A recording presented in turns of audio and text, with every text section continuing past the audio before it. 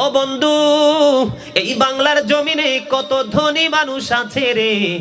যখন আপনারা কোর্টে যাবেন, কোথায় আপনারা যখন কখনো যদি কোনো মামলাও না থাকে, একটু দর্শন করার জন্য কোর্টে যাবেন, এই জায়গাটা দর্শন করে আসবেন। দর্শন করার পরে দেখতে পাইবেন বন্ধু, কত ফকিন্নি, কত ফকির বিক্রি করে করে মামলা চালাচ্ছে। বড় লোক তার জায়গা জোর করে দখল করে নিয়েছে। সেই বড় লোক জানে না রে, কিয়ামতের দিন সেই ওই গরিবের কাছে কাঙ্গালের মতো হাত পেতে বসে থাকবে। কিন্তু বন্ধু, সেই দিন গরিব তাকে ক্ষমা করবে না। অত্যন্ত কঠিন ভয়ঙ্কর অবস্থা নিয়ে তাকে জাহান্নামে যেতে হবে। আমার রাসূল জানিয়ে দিয়েছেন, সুদের মাধ্যমে, ঘুষের মাধ্যমে। তার মধ্যে বাংলাদেশে সবচেয়ে বেশি চলছে বন্ধু সুদ আর ঘুষ। এই দুইটা বন্ধু অত্যন্ত মারাত্মকভাবে প্রতিদিন বৃদ্ধি পাচ্ছে, ঠিক কিনা বলেন? আপনি গ্রামে গঞ্জের আনাচে কানাচে, সমাজের আনাচে কানাচে, নারী বলেন পুরুষ বলেন, পুরুষরা কয়েক বছর বিদেশ করে অ্যামাউন্টটা বউয়ের কাছে দিয়েছেন। এদিক দিয়ে স্বামী বিদেশ করতেছে, ওই দিক দিয়ে বউ গরিব মানুষের সুযোগ বুঝে টাকা হাতিয়ে নিচ্ছে, ঠিক কিনা বলেন?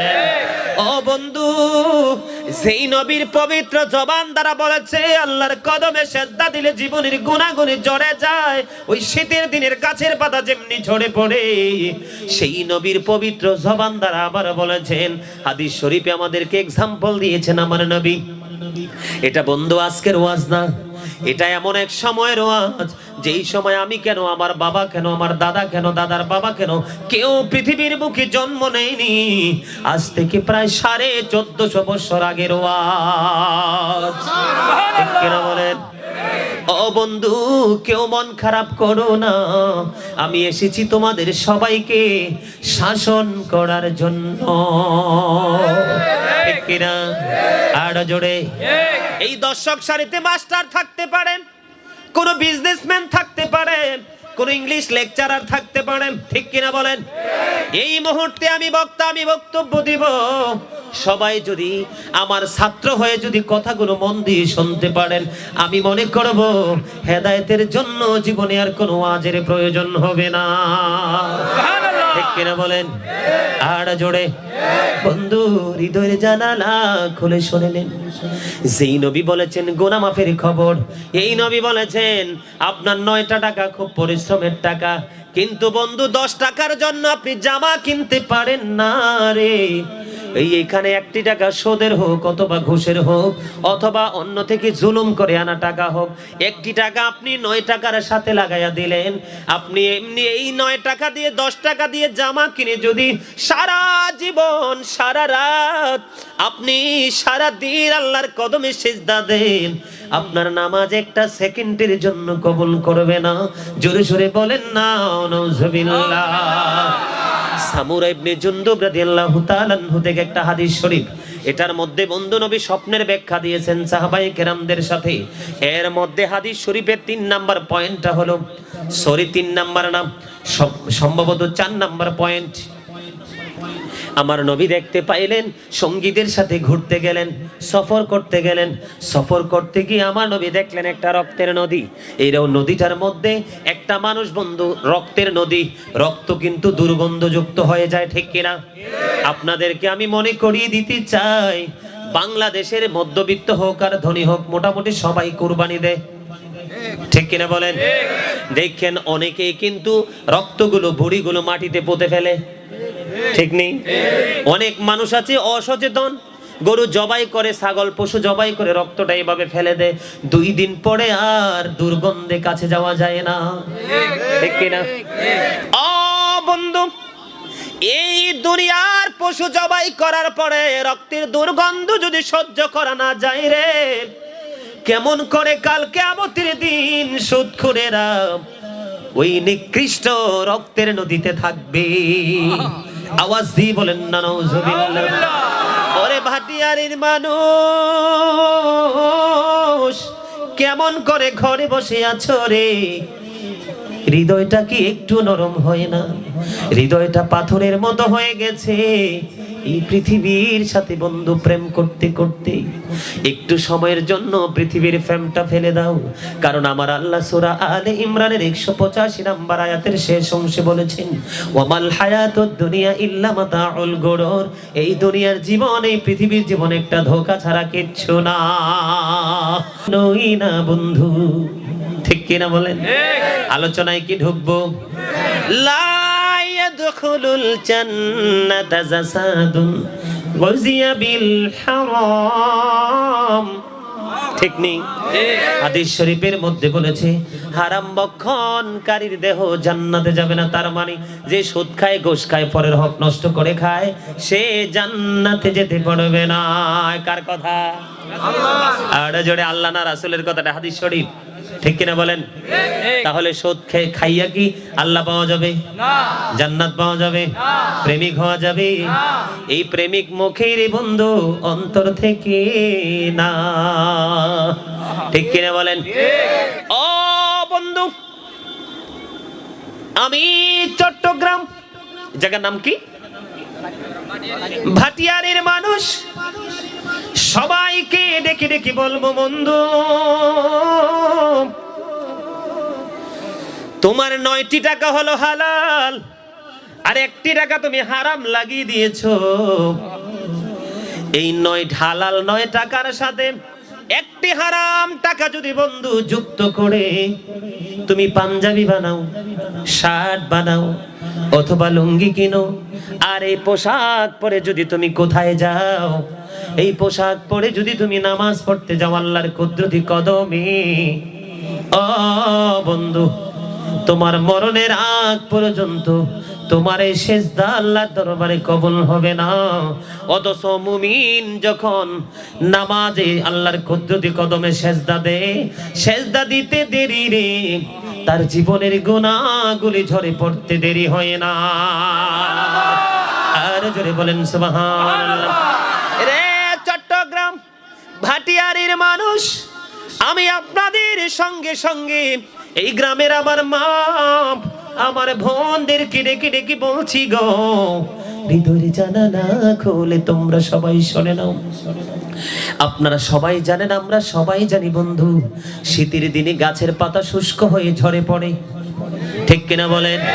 আরো জোরে উত্তর দিবেন, কিন্তু নাইলে আলোচনা ছেড়ে দিব। এত মানুষ, আপনারা কথা না বললে কিন্তু মজা লাগবে না। ঠিক কিনা বলেন? আবু যর রাদিয়াল্লাহু তাআলা আনহু থেকে হাদিসটা বর্ণিত। বন্ধুরে আমার, আমার নবী কি করলেন?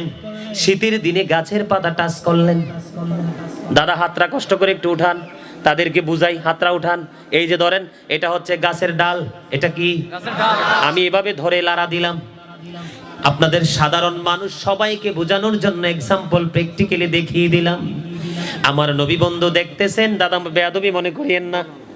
আমার নবী শীতের দিনে দেখতেছেন গাছের পাতা ঝরে ঝরে পড়ছে বিরামহীন ভাবে। আমার নবী কি করলেন? এটার মধ্যে বরকতময় হাত যখন টাচ করে দিলেন, আরো দ্রুত গতিতে গাছের পাতাগুলো ঝরতে শুরু করলো, মানে পড়তে শুরু করলো। আমার নবী আবু জরকে একটা ডাক দিলেন, রে আবু জর। আবু জর উত্তর দিয়েছে, লাব্বাইকা ইয়া রাসূলুল্লাহ। ওগো নবী, আমি হাজির, আমি প্রেজেন্ট গো নবী। আমার নবী একটা ডাক দিয়ে বলল, রে আবু জর, তুমি গাছের ডালার দিকে তাকায়া দেখো রে, গাছের পাতা কেমনি বিরামহীন ভাবে ঝরে ঝরে পড়ছে। রে আবু জর,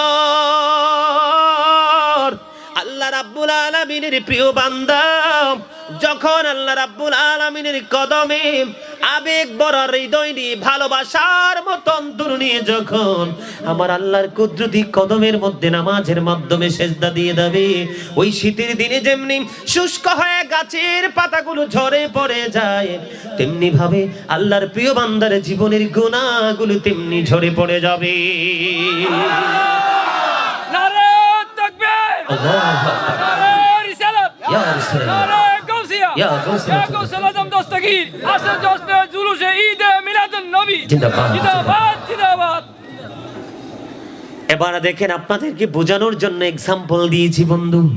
হাদিস শরীফ থেকে প্রমাণ কি, বান্দা যখন আল্লাহর কুদরতি কদমে পাগল হয়ে সেজদা দেবে, তার জীবনের গুণাগুলি ঝরে শেষ হয়ে যাবে রে। কিন্তু সেই নবীর পবিত্র জবান দিয়ে আবার বলেছেন, সুদের টাকা দিয়ে, ঘুষের টাকা দিয়ে। ও বন্ধু, এই বাংলার জমিনে কত ধনী মানুষ আছে রে।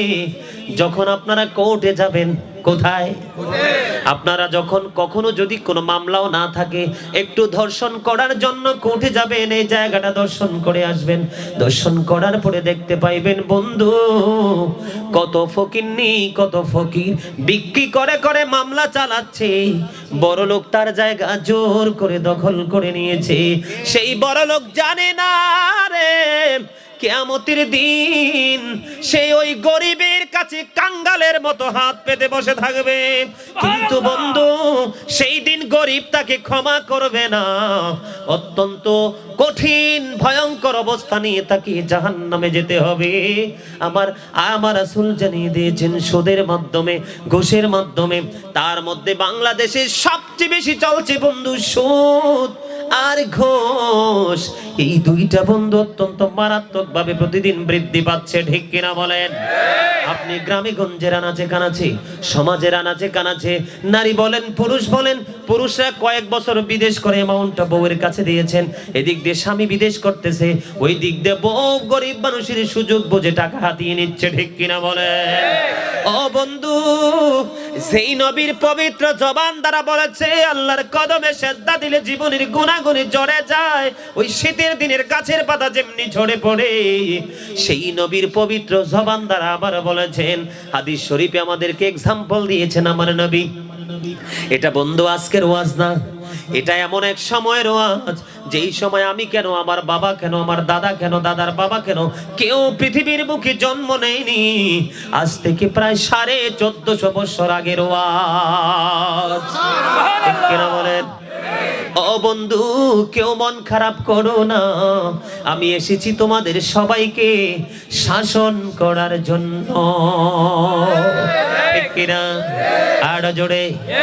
এই দর্শক সারিতে মাস্টার থাকতে পারেন, কোন বিজনেসম্যান থাকতে পারেন, কোন ইংলিশ লেকচারার থাকতে পারেন, ঠিক কিনা বলেন?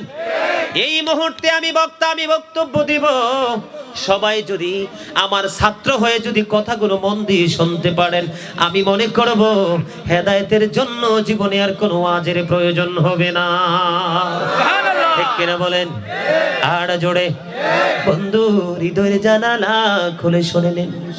যেই নবী বলেছেন গুনাহ মাফের খবর, এই নবী বলেছেন আপনার 9টা টাকা খুব পরিশ্রমের টাকা, কিন্তু বন্ধু 10 টাকার জন্য আপনি জামা কিনতে পারেন না রে।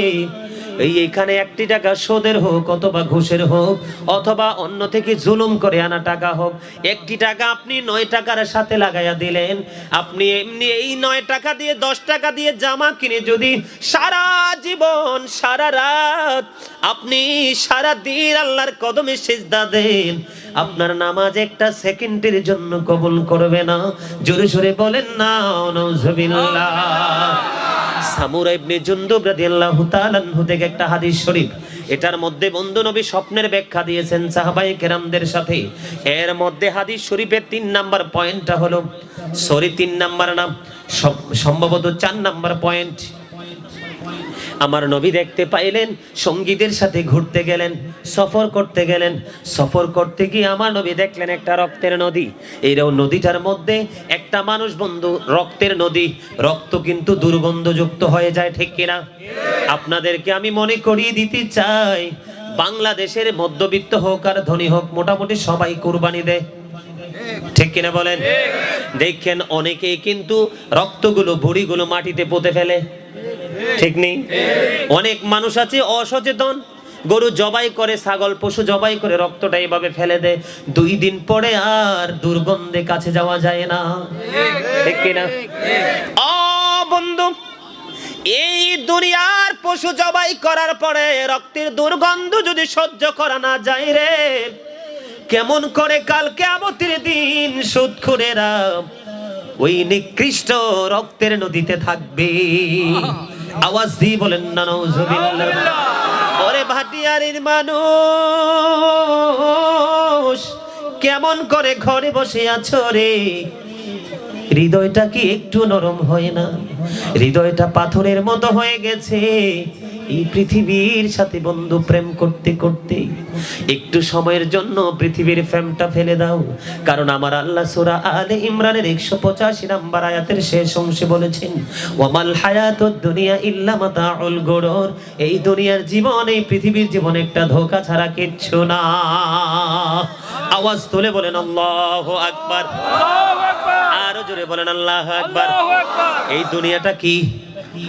ধোঁকা। ধোঁকা। এই জন্য বলছি ভাটিয়ারের আমার ভাই, আমার বাবা গো, জলদি চলে আসো এই জান্নাতের বাগানে। সারাটা জীবন গড়ে বন্ধু ঘুমাইতে পারবা, সারাটা জীবন কাজ করতে পারবা। একটা রাত্র আল্লাহর জন্য কুরবানি করে দাও। এটা হতে পারে কিয়ামতের দিনে মুক্তির পায়সালা।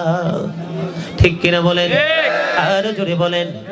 আমার নবী দেখতেছেন কিসের নদী? রক্তের নদী। বন্ধু মনোযোগ, রক্তের নদী থেকে একটা লোক সাঁতার কেটে কেটে কোলে ফিরে আসতে চায়। নবী বলতেছেন, আমি দেখলাম আরেকটা লোক পাড়ের মধ্যে দাঁড়িয়েছে পাথর নিয়ে। ওই মানুষটা যখন কোলের দিকে ফিরে আসতে চায় রে, আরেকটা লোক কোল থেকে বন্ধু পাথর নিক্ষেপ করে। তার মানে তাকে কোলে আসতে দিবে না। এটা আল্লাহর তরফ থেকে তার জন্য সাজা। এটা এতটা দুর্গন্ধ, এতটা নোংরা একটা জায়গা বন্ধু, সেই কোলে আসতে চায়, পাথর নিক্ষেপ করে সে আসতে পারে না। যেদিক দিয়ে কোলে বেরতে চায় সেদিক দিয়ে পাথর নিক্ষেপ করা হয়। আমার নবীর সঙ্গী ছিল ফেরেশতারা। ফেরেশতাদেরকে প্রশ্ন করলো, এরা কারা রে? এবার আমার নবীকে জানিয়ে দিল, ইয়া রাসূলুল্লাহ, ইয়া হাবিবাল্লাহ, নবী, নবী গো, এরা হলো দুনিয়ার সব সুদখোর। আওয়াজ দিয়ে বলেন না নাউজুবিল্লাহ। আমি এবার বুঝাই আপনাদেরকে এক্সাম্পল। কামাই করে, কথা বলেন না কেন? যারা সুদ খায়, সুদের মাধ্যমে টাকা ইনকাম করে, এই টাকা দিয়া বন্ধু তারা খাবার সংগ্রহ করে, আর এই খাবার থেকে তাদের শরীরে বন্ধু রক্ত তৈরি হয়। ঠিক কিনা বলেন? তাদের শরীরে রক্ত কি হারাম না হালাল?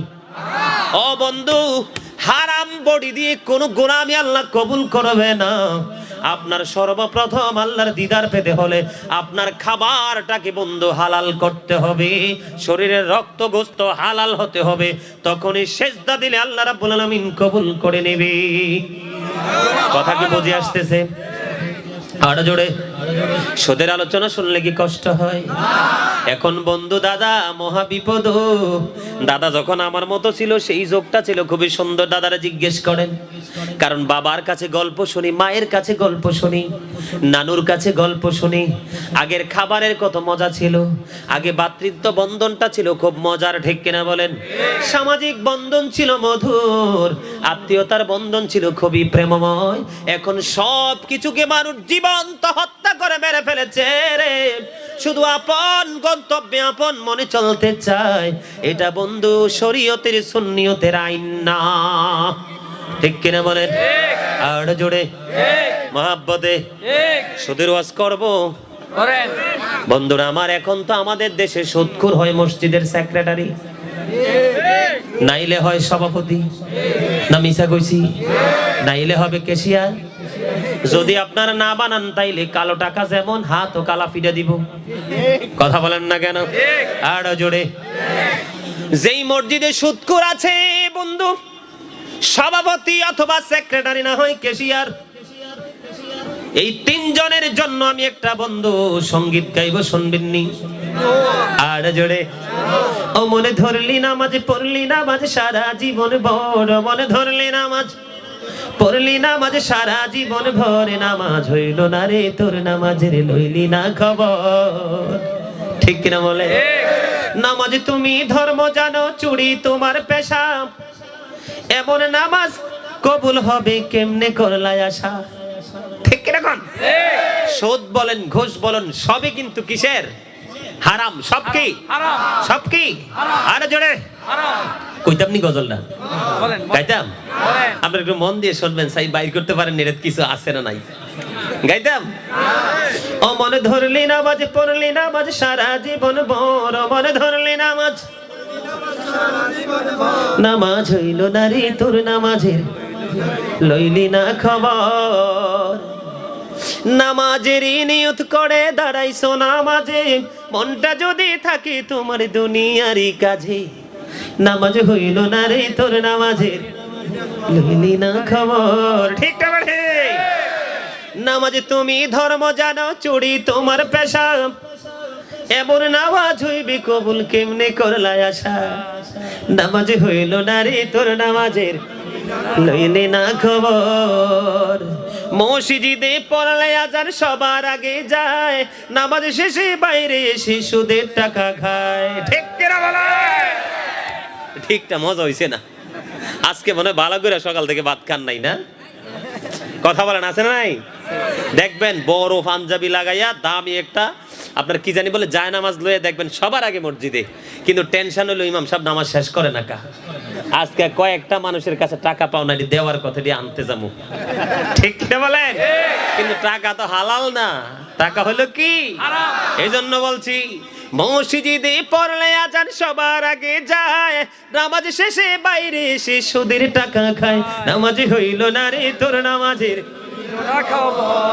নামাজের ভিতরে তোমায় মশায় কামড় দিলে, মশা তুমি আগে মারো রুকু সেজদা ফেলে, নামাজে হইল না রে তোর নামাজের, লইলি না খবর। ঠিক কিনা বলেন? আজকের পরে ট্রাই করবেন, গাজী সুলাইমান সত্য বলছে না মিথ্যা বলছে পেয়ে যাবেন। ঠিক কিনা? আরে জোরে বন্ধু বোঝানোর জন্য বলছি, এইভাবে যদি নামাজে মনোযোগ না থাকে আর খাবারটা যদি হালাল না থাকে, আপনি যত দামি জানামাজ নেন বন্ধু, মার্বেল পাথর দিয়ে আপনি মসজিদে বানাবেন, একবারে স্বর্ণ দিয়ে আপনি মিনারা তৈরি করে দেবেন, তারপর আপনার নামাজ আল্লাহর দরবারে কবুল হবে না।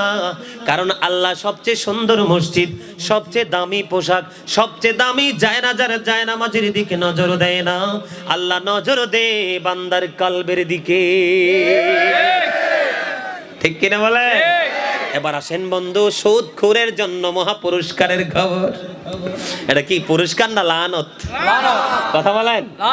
এই মিয়া মোবাইল টিপেন কিনলাই, মোবাইল পকেটে ঢুকান, ওয়াজের সময় আপনি মোবাইল টিপলে হেতারাও টিপবো, কইবো হুজুরে টিপে আমরা টিপলে সমস্যা কি? ঠিক কিনা বলেন? এই মিয়া সব সময় মাথায় রাখতে হবে, আলেমদের মাথা থেকে পা পর্যন্ত সাধারণ মানুষ দেখে দেখে শিখে। এজন্য আলেমরা ইচ্ছে থাকলেও সবকিছু করতে পারে না, কারণ তারা হলো শিক্ষক, তারা হলো ডাক্তার। কারণ সাধারণ মানুষের রোগ বিমার গুলো আলেমদের ট্রিটমেন্টে ভালো হয়ে যায়। কথা বলেন না কেন? আরে জোরে কথা ঠিক না? আমি যদি জান্নাতে যাই, আল্লাহ যদি কবুল করে, আপনাদেরকেও নিয়ে যাব। রাজি আছেন? তবে হ্যাঁ, শর্ত তো আছে একটা। শর্তটা হলো আল্লাহ বলেছেন কো আনফুসাকুম ওয়া আহলিকুম নারা, আল্লাহ বলেছেন save yourself and your families from the fire. আল্লাহ বলেছেন তুমিও বাঁচো, তোমার আহলকেও জাহান্নাম থেকে বাঁচাও। আল্লাহ বলেছেন ওয়াকুলু কাওলান সাদীদা, সে দা রাইট থিং। আল্লাহ বলেছেন সত্য কথা বলার জন্য। এখন আমি সত্য কথা বলবো, আপনারা সত্যটাকে মাথায় আটকে জীবনে আমলে পরিণত করবেন, তাহলে আমি আর আপনি একলগে থাকতে পারবো, আর না হয় সম্ভব না। কথা বলেন ঠিক কিনা? আরে জোরে বন্ধু বললাম যে সুদখোরের জন্য মহা পুরস্কার। আমার নবী কোথায় গেছে বন্ধু? মেরাজে। সবাই তো জানেন আমার নবী জান্নাত দেখেছেন, জাহান্নাম দেখেছেন, আল্লাহর কুদরতি নিয়ামত বরাদ্দ করা সবকিছু আমার নবীর এই চর্মচক্ষু মোবারক দ্বারা দেখেছেন। মুসা নবীর বেলায় পর্দা ছিল, আমার নবীর বেলায় কোনো পর্দা ছিল না। মুসা বলেছেন রব্বি আরনি, আল্লাহ বলেছেন লাং তারানি, আল্লাহ না করে দিয়েছেন। আল্লাহু আকবার। মুসা কালিমুল্লাহকে আল্লাহ না করে দিয়েছে, আপনার আমার নবীকে আল্লাহ নিজেই দাওয়াত দিয়েছে। বন্ধু আমার নবী যখন জাহান্নামের দিকে নজর দিলেন, জাহান্নামের দিকে নজর দিয়ে চাইয়া দেখে ম্যাক্সিমামই বন্ধু ও মহিলা আর ধনী মানুষ, আর জান্নাতের দিকে নজর দিয়ে নবী দেখলো ম্যাক্সিমামই গরিব মানুষ আর পুরুষ মানুষ। আর জোরে মহব্বতে। এবার বন্ধু জান্নাত জাহান্নাম নিয়ে আলোচনা করব না, সুদখোরদের পুরস্কারের খবর দিব আজকে আমি, মহা পুরস্কার। ঠিক কিনা বলেন? আরো জোরে। ঠিক। নবী যখন জাহান্নামের দিকে নজর দিলেন, এক একটা মানুষের পেট আমার নবী দেখলেন এক একটা ঘরের মতো বন্ধু, বড় বড়। আহ, কিসের মতো? আরে জোরে বলেন না, নাউজুবিল্লাহ। নাউজুবিল্লাহ। এক একটা মানুষের পেট বন্ধু এক একটা ঘরের মতো বড় বড়। এবারে জিব্রাইলকে প্রশ্ন করলো, ভাই জিব্রাইল বলো না রে এরা কারা? এবারে জিব্রাইল উত্তর দিয়ে দিয়েছে, বন্ধু হৃদয় খুলে তোমরা সবাই শোনো, আজকে এই চট্টগ্রাম ভাটিয়ারির মানুষের সঙ্গে সঙ্গে গোটা পৃথিবীর মানুষগুলোকে মেসেজটা দিয়ে দিব, বন্ধু যারাই বয়ান শুনবা সেদিন থেকে যদি সুদ ছেড়ে দিতে পারো রে, আর এতদিনে যেই সুদ তোমরা মানুষের থেকে এনেছো তা যদি আবার রিটার্ন করে দিতে পারো, আল্লাহ সেই দিনই তোমাকে ক্ষমা করে আল্লাহর দিদার প্রাপ্ত বান্দাদের অন্তর্ভুক্ত করে দিবে। সুবহানাল্লাহ। সুবহানাল্লাহ। এবার নবী যখন প্রশ্ন করলো, ভাই জিব্রাইল এরা কারা? এবারে জিব্রাইল উত্তর দিয়ে দিয়েছেন, ইয়া রাসূলুল্লাহ, ইয়া হাবিবাল্লাহ, নবী নবী গো, এরা হলো দুনিয়ার সুদখোর আর ঘুষখোর। আওয়াজ দিয়ে বলেন নাউজুবিল্লাহ। এবার আমার নবী উত্তর দিয়ে দিয়েছেন, আমাদের পেটের মধ্যে আছে হাত পেট নারী বড়ি। বাংলা কথা, আঞ্চলিক কথা, ঠিক কিনা? না মিছা কইছি? আর না হইলে জীবন্ত অবস্থা ডাক্তারকে বলবেন, ডাক্তার পেটে কি আছে অপারেশন করে দেখাও, আবার সবকিছু দেখাই আবার ভিতরে সেটিং দিবা, দেখবেন সব আমার কথাই 100% ঠিক কিনা বলেন? আমার নবী বলেছেন, সুদখোরের দিকে নজর দিয়ে দেখলাম পেটটা বড় বড়, আর তার পেটের মধ্যে শুধু সাপ আর বিচ্ছু। নাউজুবিল্লাহ। আরে আরো জোরে বলেন না, নাউজুবিল্লাহ। নাউজুবিল্লাহ। তাদের সুদখোররা যাবে জাহান্নামে, মদখোররা যাবে জাহান্নামে, বাটপাররা যাবে জাহান্নামে। তাদের জন্য হাদিস শরীফের মধ্যে সে যে একটা খাবার বরাদ্দ আছে, সেটা হলো তিনাতুল খাবাল। প্রশ্ন করা হলো, ইয়া রাসূলুল্লাহ, এই তিনাতুল খাবালটা কি গো নবী? এবার নবী বলেছেন, জাহান্নামীদের গায়ের ঘাম। যদি শুনে বলেন না নাউজুবিল্লাহ। এই দুনিয়ায় যদি মানুষ একটু পরিশ্রম করে তার ঘামের গন্ধে থাকা যায় না, ঠিক কিনা বলেন? আবার কোন ভাবে নবী বলেছেন, এটা ঘাম অথবা বন্ধু আরেকটা জাহান্নামী পয়সা দুর্গন্ধ হয়ে লিকুইড হয়ে গেছে। যেমন আমরা খাই বাংলাদেশে একটা জিনিস কি জানি বলে জুস, ঠিক কিনা বলেন? দেখবেন এটার মধ্যে যাই থাক আর না থাক পারফেক্টলি কেমিক্যাল আছে, বাচ্চারা অনেকে মারাও গেছে। এইরকম লিকুইড এই জাহান্নামীরা পচে বন্ধ লিকুইড হয়ে যাবে, রক্ত পুষ গুলো এই অপরাধীদেরকে খাইতে দেওয়া হবে। নাউজুবিল্লাহ। জোরে জোরে বলেন না নাউজুবিল্লাহ। নাউজুবিল্লাহ। রে ভাটিয়ারির মানুষ, কেমন করে আমি তোমাদেরকে বুঝাবো বন্ধু, কেমন করে বুঝাইলে তোমরা বুঝবা আমি জানি না। আমার ভাষার যতটুকু শক্তি আছে আমি প্রয়োগ করে বলছি, একটু বিবেক খরচ করে তোমরা সবাই বুঝে নেবা। এই দুনিয়াতে বিপদে পড়লে বন্ধু, মামা আছে, খালু আছে, ঠিক কিনা বলেন? চাচা আছে, হাতে টাকা আছে, বড় টেলিফোন আছে, একটা না একটা উপায় খুঁজে বের করা যায় রে। কিন্তু কিয়ামতের দিন বন্ধু তোমরা কি করবা? সহ্যে খাইলা, দুনিয়ায় মজা করলা, তোমরা সেদিন কি করবা? আল্লাহ কোরআনে দিয়েছে, পৃথিবীতে তোমরা একবারই মরবা, দ্বিতীয়বার আর মরার কোনো সুযোগ নাই। আল্লাহ বলেছেন লা ইয়ামুতু, সেদিন তোমরা মরতে পারবা না। তার মানে কি? সেদিন মানুষ মরতে পারবে না। People will not die that day, সেদিন মানুষ মরতে পারবে না। আল্লাহ বলেছেন ফিহা ওয়ালা ইয়াহইয়া, সেদিন মানুষ বাঁচতেও পারবে না। Not be able to live that day, সেদিন মানুষ বন্ধু বাঁচতেও পারবে না। সবচেয়ে বড় দুঃখের খবর হলো বন্ধু, আল্লাহ আরো বলেছেন সূরা ইনফিতরের মধ্যে জানিয়ে দিয়েছে রে, ওয়ামা হুম আনহা বিগাইবিন, people will not be able to escape that day. আমার আল্লাহ বলেছেন সেদিন জাহান্নাম থেকে তোমরা পালাইতেও পারবা না, মরতেও পারবা না, বাঁচতেও পারবা না, পালাইতেও পারবা না। কোথায় যাইবা বন্ধু? সেদিন তো তোমার বন্ধু খুঁজা পাইবা না। কারণ ইমাম সাহেব ওয়াজ করেছে, তোমার গায়ে লেগেছে, পরের সপ্তাহে ইমাম সাহেবকে বিদায় করে দিয়েছো। কারণ তোমার সুদের টাকা ছিল, সুদখোরের সৈনিকও থাকে টাকা কালেকশন করার মতো, ঠিক কিনা বলেন? যেই ব্যক্তি সুদের টাকা দিবে, যেই ব্যক্তি সুদের টাকা নিবে, যেই ব্যক্তি সুদের সাক্ষী হবে, যেই ব্যক্তি সুদের স্ট্যাম্প লিখবে, সেই ব্যক্তি টাকা কালেকশনে নিয়োজিত থাকবে। মূল কথা, প্রত্যক্ষ পরোক্ষভাবে সুদের সাথে যারা সম্পৃক্ত থাকবে, নবী অন্য হাদিসে বলেছেন এটা জুলুম। আপনি যখন দেখবেন কোনো মানুষ জুলুম করতেছে, 500 টাকার নোটের জন্য, 1000 টাকার নোটের জন্য জালেমকে আপনি প্রতিনিয়ত সাপোর্ট দিয়ে দিয়ে নিরহ মানুষের কাছ থেকে সুদ, ঘুষ, অন্যায়, জুলুমের মাধ্যমে টাকা আনতেছেন, আল্লাহর হাবিব স্পষ্ট করে দিয়েছে যে জালেমকে চিনার পরেও তাকে সাপোর্ট দিল, সে সঙ্গে সঙ্গে মুসলমান থেকে খারিজ হয়ে গেল। আরে আরো জোরে বলেন না নাউজুবিল্লাহ। এখন কি করবেন বন্ধু বলেন? সুদ খাওয়ার নাটক কি জানেননি? আপনার ছেলে অসুস্থ, আপনার মেয়ে অসুস্থ, বলে হুজুর এটা কি আপনাকে বলছে? বলার জন্য না।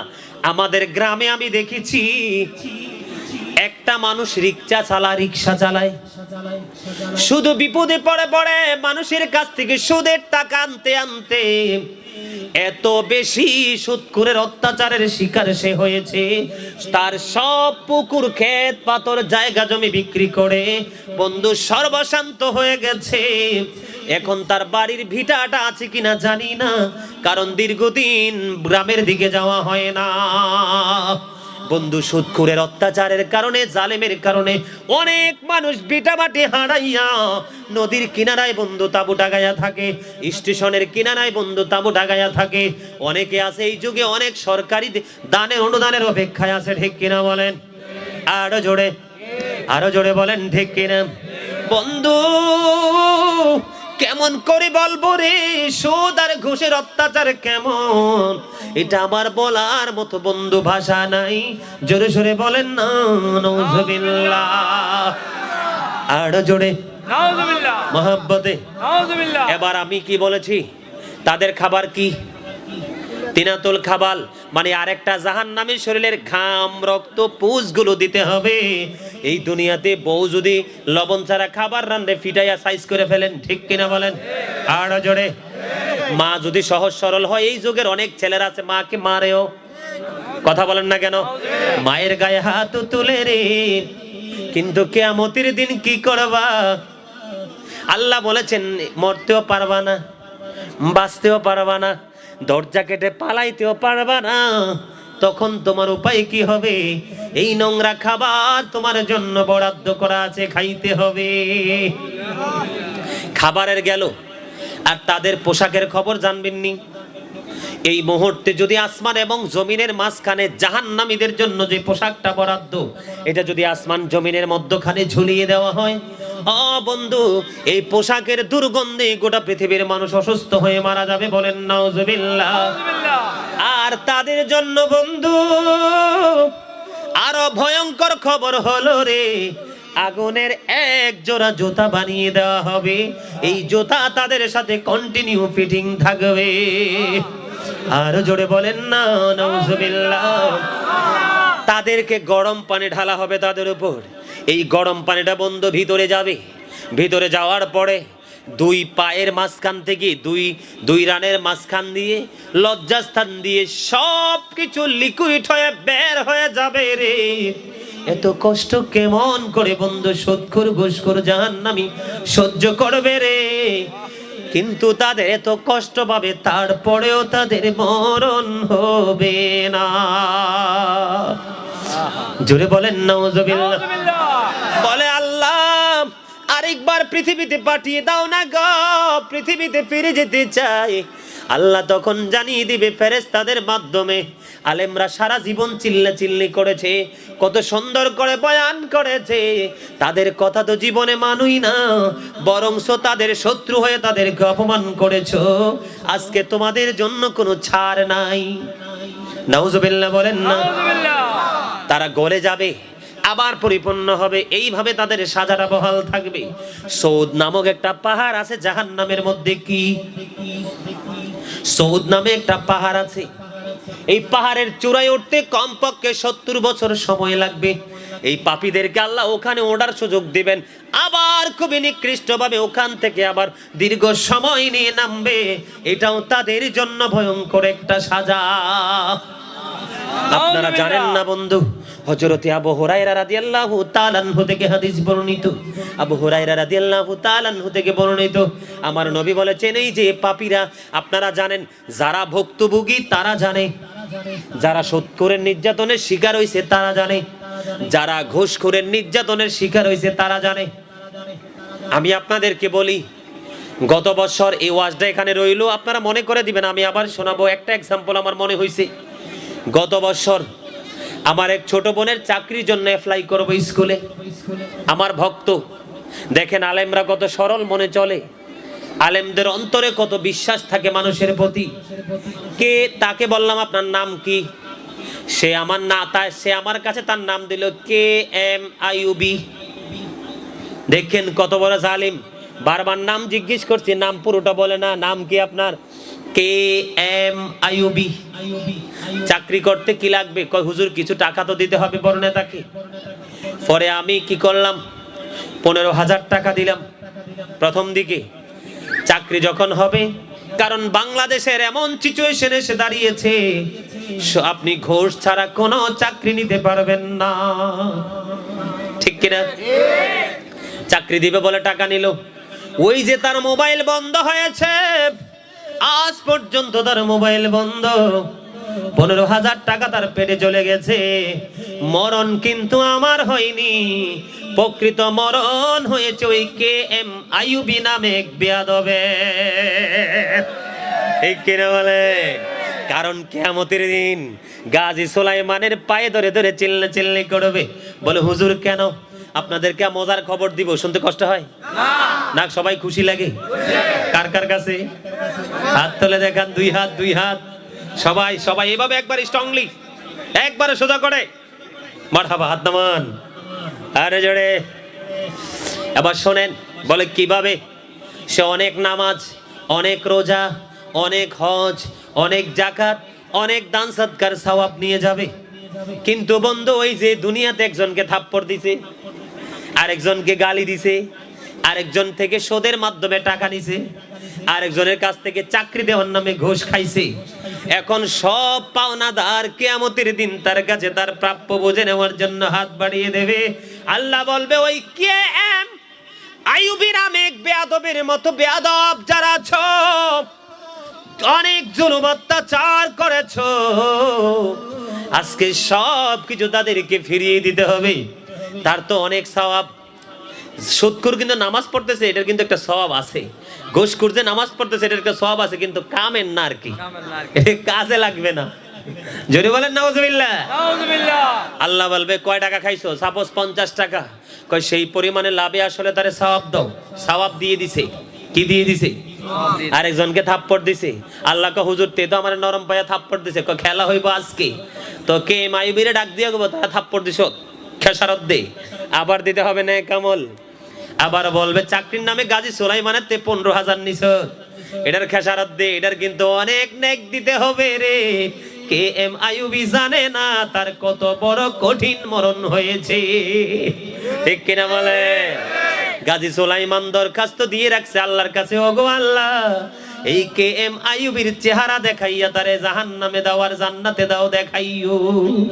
তার চেহারা দেখবো আমি, কত বড় পাপিষ্ট, কতটুকু নির্লজ্জ, কতটুকু বেহায়া হতে পারে, একজন আলেমের সাথে প্রতারণা করতে পারে, তার মতো অসভ্য আর কেউ হতে পারে না, ঠিক কিনা বলেন?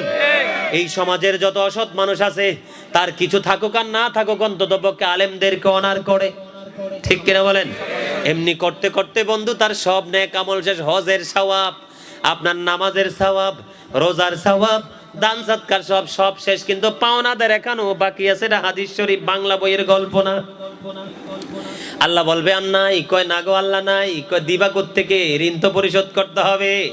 আল্লাহ আবার ডাক দিয়ে বলবে, যেই পরিমাণ নেক দিলে তার ঋণটা পরিশোধ হইতো, ওই পরিমাণ পাপ তুমি তার কাছ থেকে নিয়ে আসো।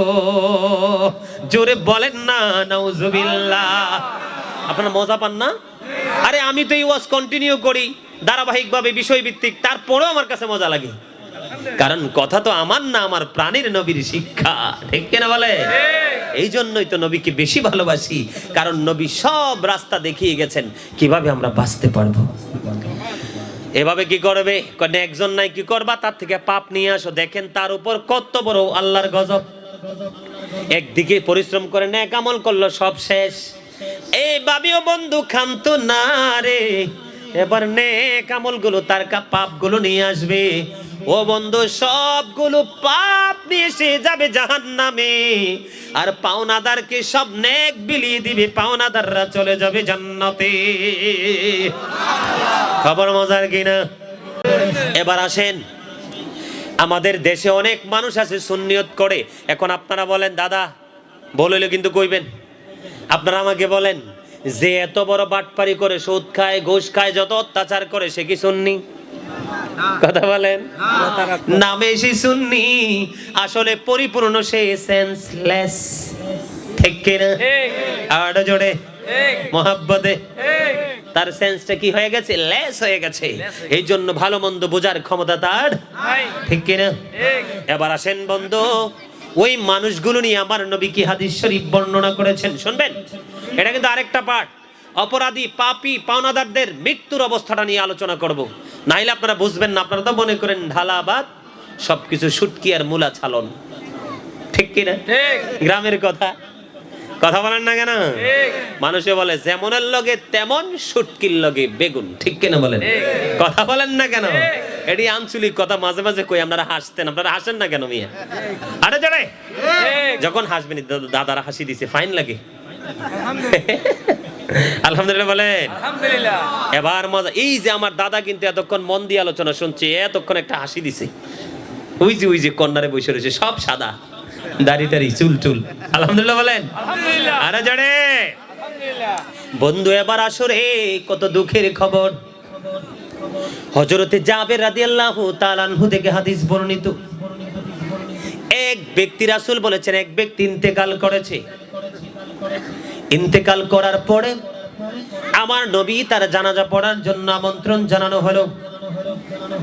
আমার নবী প্রশ্ন করলেন, তার কাছে কেউ কোনো টাকা পাবে কিনা?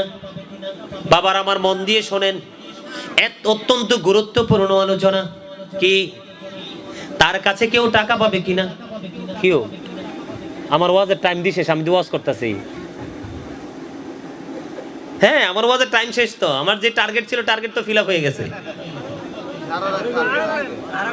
হ্যাঁ, টাইম তো ওভার হয়ে যাচ্ছে। আরে জোরে আরেকটু আলোচনা করতাম, শুনবেন? আলহামদুলিল্লাহ। আলহামদুলিল্লাহ। এতক্ষণে বোঝা যায় আপনারা আল্লাহ রাসূলের প্রেমে পড়ে গেছেন। আরে জোরে। ও নবীর প্রেমিকেরা,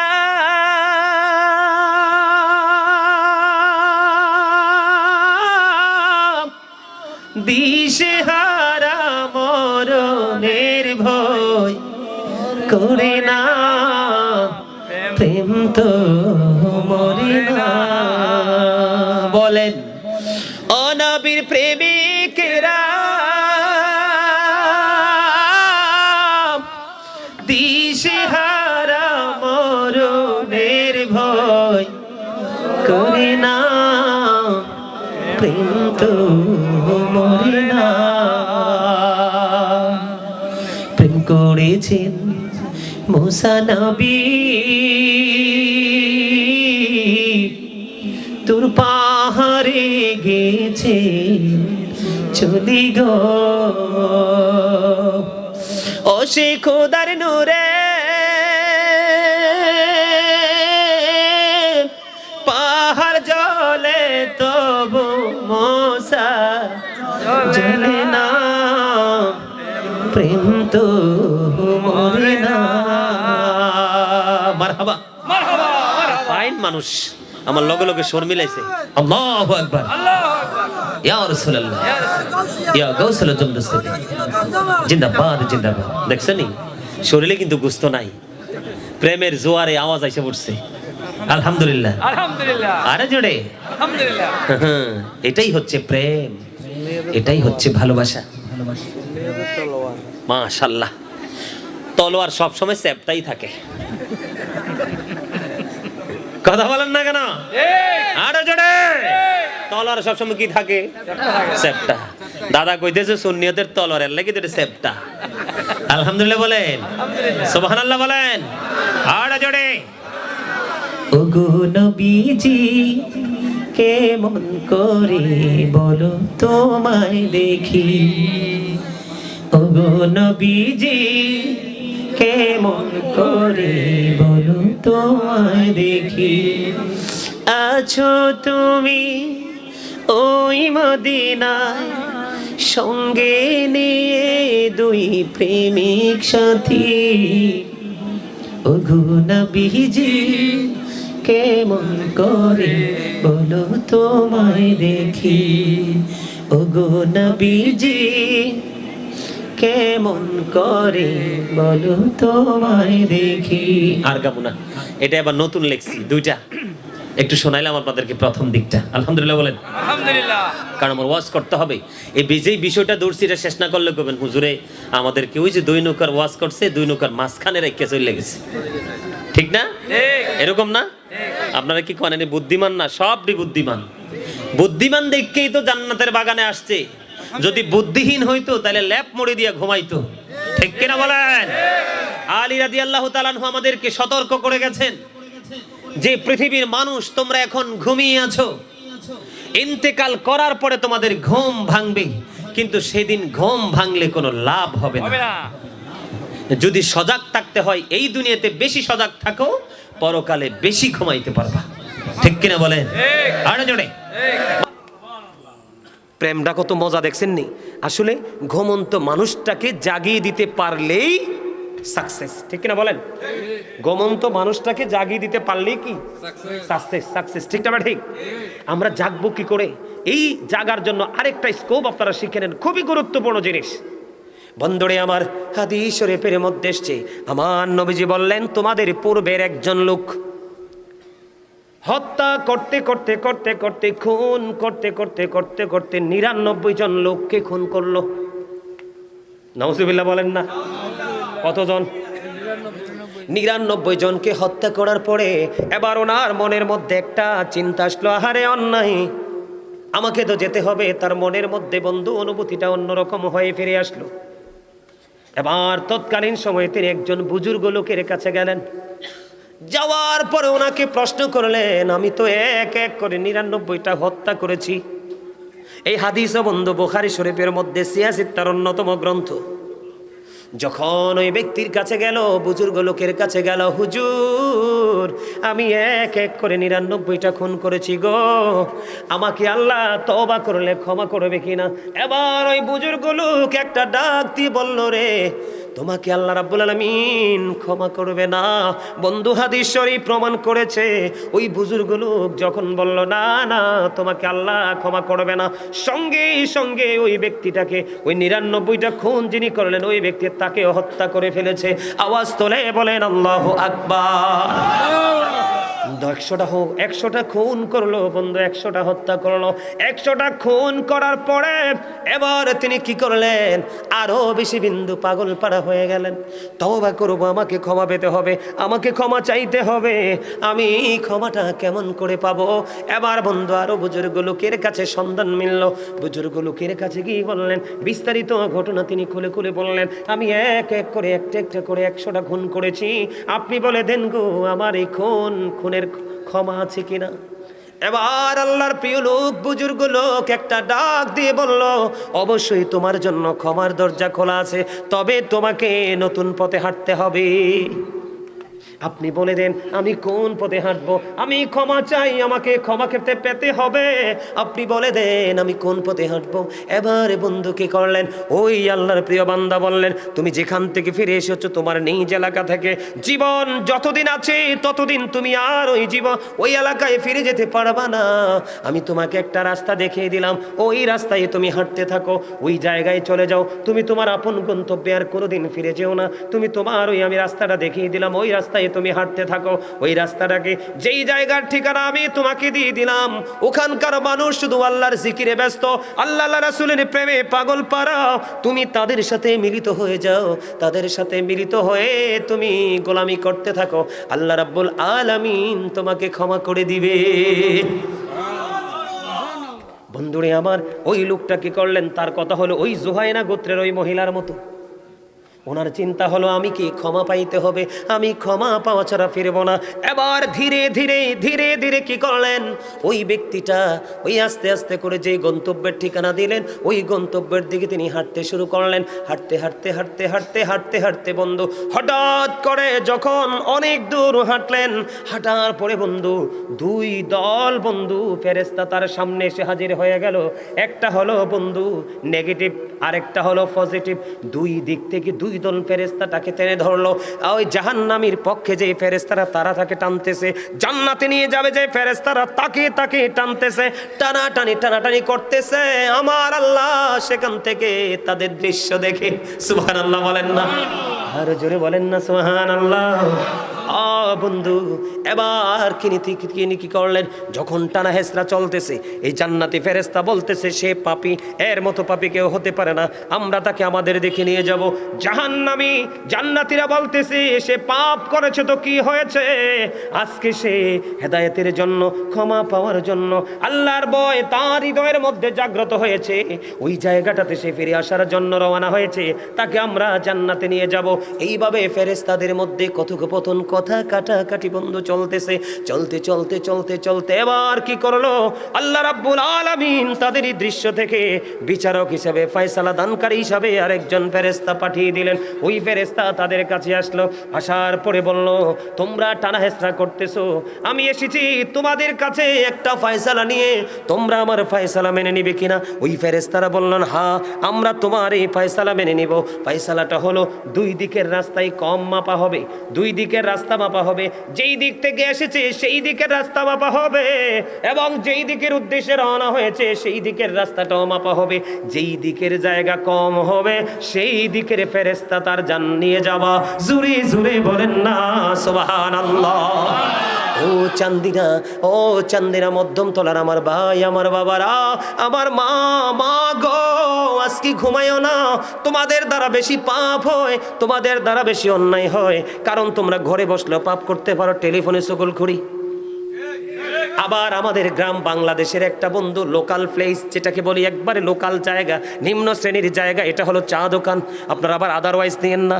কেন বললাম বন্ধু, আমি এখন মনে হয় এটা একটা মিনি সংসদ।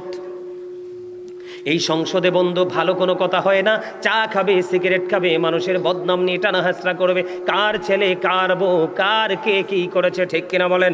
এই জন্য আমি বলবো ওই সমস্ত মানুষ তোমরা বেশি করে শোনো, আজকে থেকে আর এই কাজগুলো করো না। দেখো কি প্রেম, আল্লাহর প্রতি ভালোবাসা মানুষকে কত দূর নিয়ে যেতে পারে।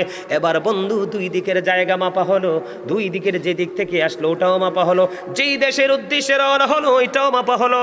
মাপার পরে চাইয়া দেখে এই দিকে গেছে ওই দিকের জায়গাটা কম, তার মানে পাপের জগৎ থেকে অনেক দূর হেঁটে এসে গেছে, একেবারে নেকের জগতের কাছাকাছি চলে এসেছে।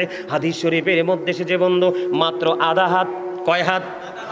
মাত্র আধা হাত বেশি সে অতিক্রম করে ফেলেছে।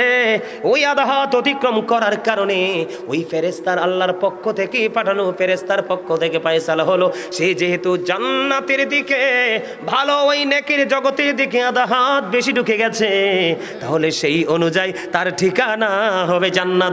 ও জান্নাতের ফেরেশতারা, জান্নাতের পক্ষে যারা আছো, তোমরা আল্লাহর প্রিয় বান্দাকে জান্নাতি বলে কবুল করে নাও, তখন তারপরে জান্নাতীরা তাকে নিয়ে গেল। তাহলে আপনার আমার আর ভয়ের দরকার আসেনি, আপনার আমার ভয় টেনশনের দরকার আর নাই। এই কারণে দরকার নাই, একটা ভয় আমার মধ্যে থাকতে হবে, যেইটা হলো টেনশনটা যে আল্লাহ ক্ষমা করছে কিনা, আল্লাহ ক্ষমা পেয়েছি কিনা। আর জীবনে কোনোদিন করব না, যদি করে ফেলি তাহলে উপায় নাই। শক্তভাবে আমি বলেছিলাম, মনে রাখবেন, জীবনে যে অপরাধ করেছেন সেটার জন্য লজ্জিত হতে হবে, আর কোনোদিন এই পাপ করব না, এই প্রতিশ্রুতি আল্লাহকে দিতে হবে। বান্দার হক নষ্ট করলে সেটা ফেরত দিতে হবে, আল্লাহর হক নষ্ট করলে এটাকে পুনরায় আবার বন্ধু আদায় করতে হবে। হারাম খাবার দ্বারা যদি বডির গোস্ত তুমি বাড়িয়ে থাকো, ওটাকে আবার বন্ধু কমাইতে হবে, তাহলেই তুমি হবে সাকসেস। আলহামদুলিল্লাহ, আরো জোরে ভালো লাগছে না? এই বছরে তো আর এই ওয়াজটা করি নাই, দেখছো নি তাদের নিয়ত সহি, এটি সব আশিকে রাসূল, পাগল, এদের হৃদয়ের খোলাসা আছে। আমার একটা ধর্ম কি জানেন, আমি বুঝতে পারি মাহফিল কমিটি কোনটা সঠিক কোনটা ব্যাঠিক। আমি স্টেজে বসলে যেটা করতে চাই না সেটাও চলে আসে, আর মাহফিল কমিটি ডিস্টার্ব হইলে জান দিয়ে চেষ্টা করলেও ওয়াজ আসে না। এটা হচ্ছে সত্যিকারের একটা প্রেমের প্রকাশ। আমি ভাবছি কি একটু আলোচনা করবো, 1-1.5 ঘন্টা আলোচনা করবো, প্রায় এই তো হয়ে গেছে, প্রায় 2.5 ঘন্টা হইতাছে। আলহামদুলিল্লাহ বলেন। আমি রাজি আছি, আজকে আমি রাজি আছি। কারণ রাজি এই কারণে, আপনারা মৃত একটা সমাজকে আবার নতুন প্রাণ দিতে যাচ্ছেন। আপনারা জানেন যেই সমাজে ইসলামের আইনের হুকুমের কায়েম করতে পারেন, এটা মৃত সমাজ, যেটা জানেননি আপনারা? কথা বলেন না, মুসলমানের প্রাণ কি ইমান না? মুসলমানের প্রাণ কি আমল না? তো আপনি ইমানের জায়গা যদি টেকসই করতে না পারবেন, আমল করবেন কোত্থেকে? ওই যে একটু আগে বললাম, লবণ ছাড়া যেমন খাবার মজা হয় না, প্রেম ছাড়াও আমল মজা, ঠিক কিনা বল? ঠিক। তা আমাদের তওবা করার দরকার আছে নি? বেশি বেশি না কম কম? আপনাদের মাপ পাওয়ার জন্য তওবার পাশাপাশি আর একটা কাজ করবেন, বলবো। যদিও এখন বৃষ্টি হচ্ছে, একটু প্রতিকূলতা আমাদের মধ্যে এসেছে, এটা আমি মনে করি আল্লাহর রহমত। যে মনে করে দাদা আমার ক্ষতি হয়ে গেছে, তোমাকে মনে করতে হবে তুমি পাপী। আর যদি তুমি পাপী না হও, তুমি মনে করো আল্লাহ গো আমি অনেক নেক করেছি, তোমার মধ্যে ছোটখাটো কিছু ত্রুটি আছে, এই ক্ষতির দ্বারা তোমার ওই ত্রুটির অপরাধ মাপ। বুখারী শরীফের হাদিস। এই জন্য কিছু পচে গেলে, মাঠে ধান কম হইলে, ছেলে বিদেশ থেকে টাকা কম পাঠাইলে, মাঝে মাঝে অসুস্থ হয়ে গেলে মন খারাপ কইরেন না। আল্লাহর হাবিব বলেছেন, তুমি ভালো দিকটা গ্রহণ করলা, দুঃখের দিনে যদি তুমি তোমার এটাকে তকদির মনে করতে না পারো, তাহলে তুমি ইমানদার নাও। আল্লাহর হাবিব বলেছেন, উহুদ পাহাড় পরিমাণ স্বর্ণ যদি তুমি জাকাত দাও, তোমার জাকাত আল্লাহ কবুল করবে না।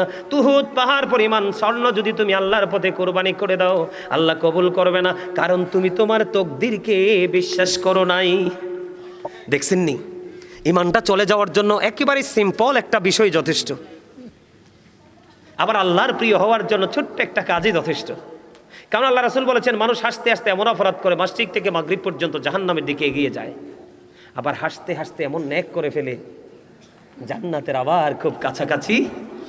জোরে জোরে বলেন না সুবহানাল্লাহ। আরে জোরে, আর একটু মহব্বতে একটা গজল গাইবো, ছোট্ট করে একটু অংশ গাইবেন? গাইবেন? গোলাপ নীলাম গাধা নীলাম, নীলামে রজনী গন্ধা, মনির শোকে মালা গাঁথিব সকাল থেকে সন্ধ্যা। একবার দেখা দাও যদি ও গো কামলিওয়ালা, একবার দেখা দাও যদি স্বপ্নে রাত্রি বেলা, হাসি মুখে পড়াবো তোমায় হাজার ফুলের মালা, বলো ইয়া রাসূলুল্লাহ ইয়া হাবিবাল্লাহ, বলো ইয়া রাসূলুল্লাহ ইয়া হাবিবাল্লাহ। গোলাপ নীলাম গাধা নীলাম, নীলামে রজনী গন্ধা, মনির শোকে মালা গাঁথিব সকাল থেকে সন্ধ্যা। মারহাবা বলেন না? আরে জোরে। এবার আমি আমার লেখা আরেকটা গজল গাই। আমি আমার লেখা কি এই কম ওয়ানে ওয়াইটিং ফর ইউ।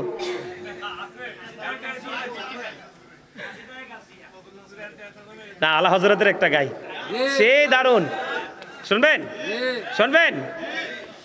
खालिक कुल ने आपको मालिक कुल बना दिया,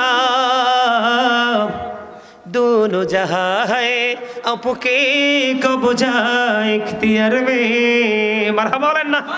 আরে আরা জোরে আলা হযরতে কি গাইছে, গাইতাম নি রে আমনু গাইতা। सबसे औला वाला हमारा नबी, सबसे बाला वाला अपने मौला का प्यारा हमारा नबी, अपने मौला का प्यारा हमारा नबी, दोनों आलम का दुल्हा मारा नबी, सबसे औला वाला सबसे बाला वाला, सबसे औला वाला हमारा नबी, सबसे बाला वाला। खल्कों से औलिया, औलिया से रसूल, खल्कों से औलिया, औलिया से रसूल, व रसूलों से आला हमारा नबी, सबसे औला वाला भी, सबसे बाला वाला हमारा नबी। মারহাবা। ওরে বাপ রে বাপ রে বাপ, সাচ্চা আশিকের রাসূল বসে রয়েছে, আমি তো কইতে পারতাম না, তবে হৃদয়ে যে ভালোবাসা আছে ইয়া বুঝতে পারছি মই। আলহামদুলিল্লাহ কোন আরে জোরে হাটে মহাব্বতে। এবার আমি আমার লেখা একটা গজল গাইব, আমার লেখা আমার সুর, যদি ভাল লাগে আপনারা আমার সাথে গাইবেন, রাজি আছেন? আরে জোরে একটা না দুইটাই গাইব অল্প অল্প করে, এরপরে আমার দ্বিতীয় যে টপিক সেটাতে ঢুকবো। আপনারা বাড়ি এনতে এনে এত টেনশন করেন, অমর খোদা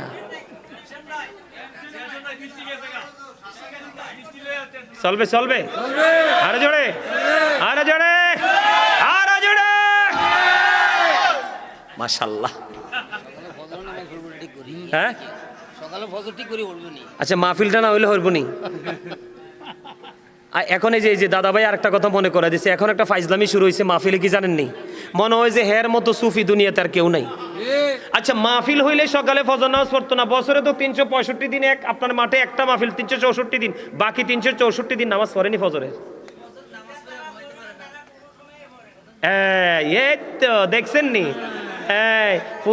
পুরান সালে বাপরে বাপ, আপনি যতই আধুনিক ধান রোপণ করেন না কেন, পুরানটা 11-র ভাত যেই মজা, এখনকার এই চিকন 28-এর রাত তত মজা।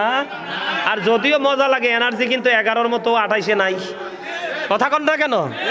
আরে বেটা 20 বছর পরে ওই সেদিনকে দেখছিলাম ডক্টর নজরুল ইসলামে ওয়াজ করতে আছে, কয় আর ফলা 17টা না 18টা অনষ্ট, আর তুই উগ্গা উড়াইছ ধুড়াই তুই বেহাস। মুরব্বী আর কি মজা কইরা কইছে, বিয়েটা হাসির না বোঝার জিনিস। ওনারা এখনো কত স্ট্রং, আমরা এখনো কত দুর্বল। নাই আমাদের ইমান, নাই আমাদের আমল, নাই কোনো সুস্বাদু টেকসই খাবার। কথা বলেন না কেন?